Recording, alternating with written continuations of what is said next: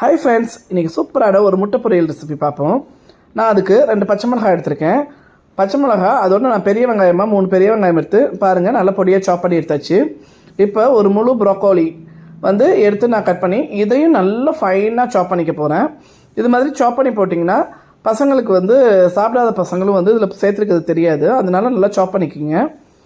ஒரு கடாயை அடுப்பில் வச்சுட்டு அதில் எண்ணெய் 3 ஸ்பூன் சேர்த்து, எண்ணெய் காஞ்சதும் சோம்புத்தூள் 1/2 ஸ்பூன் சேர்த்துக்கலாம்.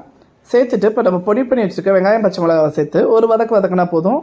இந்த டைமே நம்ம பொடி பண்ணி வச்சுருக்க ப்ரோக்கோலியும் அதில் சேர்த்துக்கலாம். சேர்த்துட்டு இப்போ வெங்காயம் இதுக்கு முட்டை பொரியலுக்கு தேவையான உப்பு எல்லாத்தையும் இப்போயே சேர்த்துப்போம். சேர்த்துட்டு நல்லா வதக்கலாம். பாருங்கள், நல்லா வதங்கி வந்துருச்சு. இந்த டைம் நம்ம என்ன பண்ணலான்னா, தேவையான அளவுக்கு மிளகாத்தூள், காரம் நீங்கள் பார்த்து போட்டுக்கோங்க. ஆல்ரெடி நம்ம பச்சை மிளகா சேர்த்துருக்கோம். தனியாத்தூள் 1/2 ஸ்பூன், மிளகுத்தூள் 1/2 ஸ்பூன், மஞ்சத்தூள் 1/4 ஸ்பூன். நான் எனக்கு காரத்துக்கு தகுந்தப்பல கரெக்டாக சேர்த்துருக்கேன்.